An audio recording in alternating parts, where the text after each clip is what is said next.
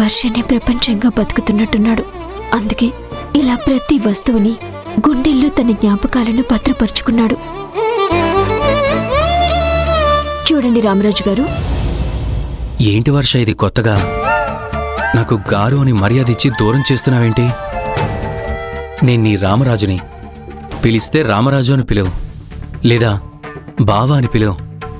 అంతేకాని ఈ మర్యాదలవి వద్దు.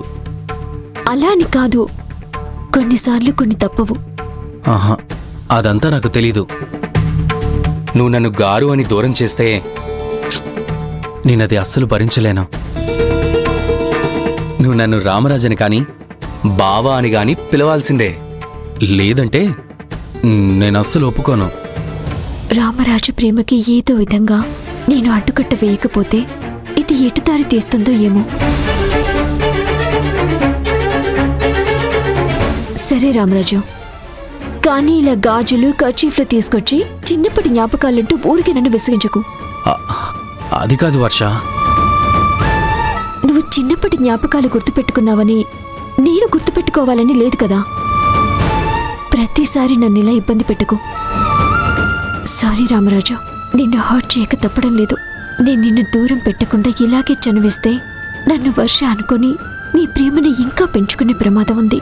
అందుకే తప్పడం లేదు.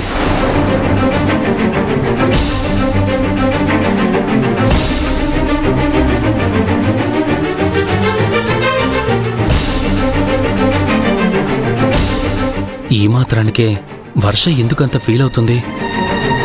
నేనేమన్నాను తనని?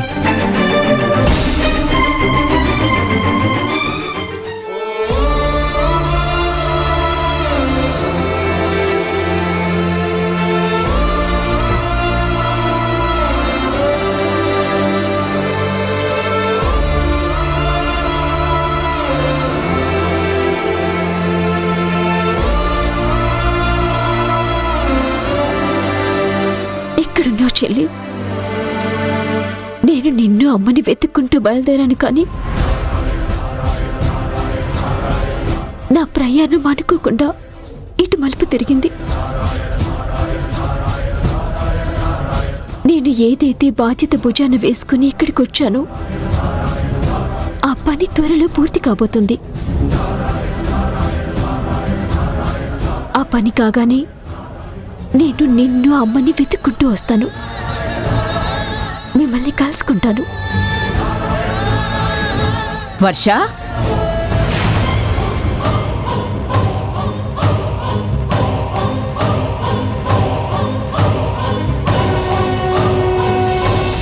అమ్మమ్మ, ఏంటమ్మమ్మ ఇలా వచ్చారు? పిలిస్తే నేనే వచ్చేదాన్ని కదా. పర్వాలేదమ్మా. రామరాజుని నువ్వేమైనా అన్నావా? ఎందుకమ్మమ్మ అలా అడుగుతున్నావు? రామరాజుకి వయసైతే పెరిగింది గాని చిన్నపిల్లాడి మనస్తత్వం వర్ష. ఏ కల్మషమూ తెలీదు. ఇప్పుడు ఏమైందమ్మమ్మా? ఇందాక భోజనం చేయమంటే వర్షాకి నేను గుర్తులేనంట, నాకు తినాలని లేదు అని అలిగినట్టుగా మాట్లాడుతున్నాడు. నువ్వేదో అన్నట్టున్నావు. అదేంటో తెలుసుకుందామని వచ్చాను. నేనేమీ బాధపట్టే విధంగా అనలేదమ్మమ్మా. ప్రేమించే మనసు కష్టంతో వచ్చే ఆటుపోట్లైనా సునాయాసంగా తట్టుకోగలదేమో గాని ఇష్టపడేవాళ్లు చిన్న మాటంటే భరించలేరమ్మా. నువ్వు సరదా కన్నా రామరాజు దాన్ని సీరియస్గా తీసుకున్నాడు. నేనిప్పుడే రామరాజుతో మాట్లాడతాను. మాట్లాడమ్మా, లేదంటే 4 రోజులైనా సరే అలిగి కూర్చుంటాడు.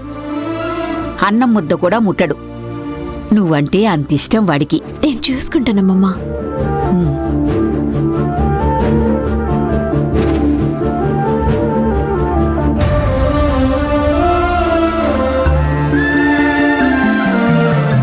వీలైనంత తొందరలో వీళ్ళిద్దరికీ ముడిపెట్టేస్తే ఒక పనైపోతుంది.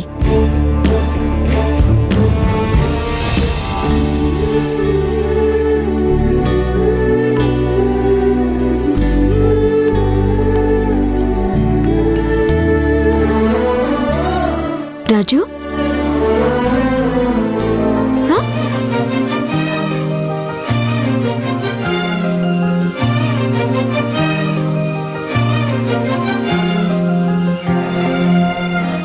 భోజనం చేయి రాజు. నాకేం వద్దు. అలిగావా? నేనెందుకు కలుగుతాను? నాకేం అవసరం? మీరు అనేవాళ్ళు, నేను పాడేవాణ్ణి. చిన్నప్పటి విషయాలు నాకు గుర్తున్నట్టు మీకు గుర్తుండాలని రూలేం లేదు కదా. నేనే అనవసరంగా ఏదేదో ఊహించుకున్నాను. చిన్నపిల్లాడిలా మాట్లాడకు రాజు. అదేం లేదు, నువ్వు వెళ్ళి పడుకో. నువ్వు తింటావా తినవా? నేను తినను, నాకు తినాలని లేదు.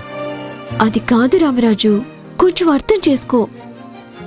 గాజులు చూపించి గుర్తుందా అన్నావు, కర్చీఫ్ చూపించి జ్ఞాపకముందా అన్నావు. నువ్వు అడగటంలో తప్పులేదు, కానీ నాకు నిజంగా గుర్తులేదు రామరాజు.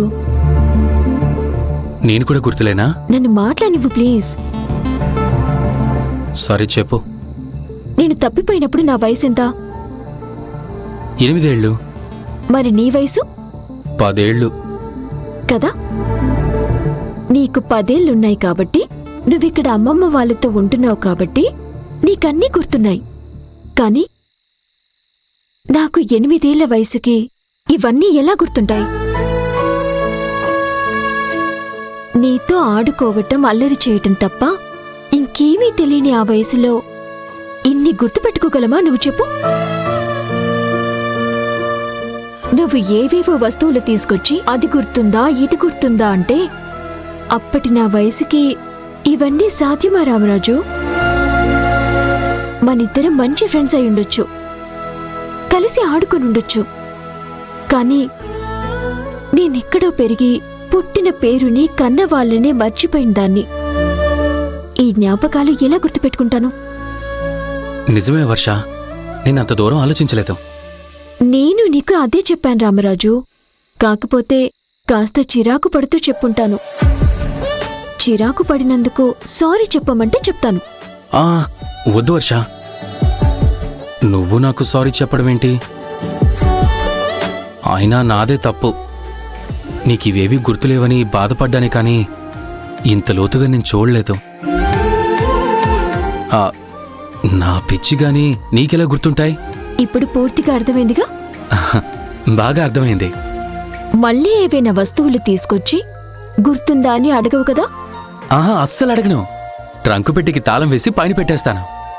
మరి ఇప్పటికైనా తింటావా? చాలా ఆకలిస్తుంది వర్ష, నేను అస్సలు ఆకలి కాగలేను.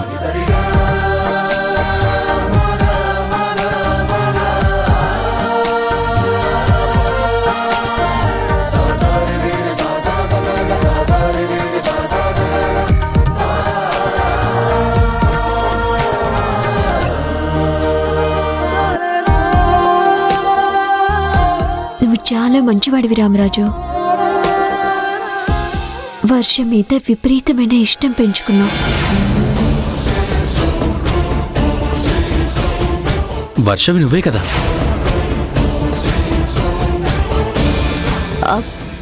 నేనేలే, ఊరికే అలా అన్నాను. తిను.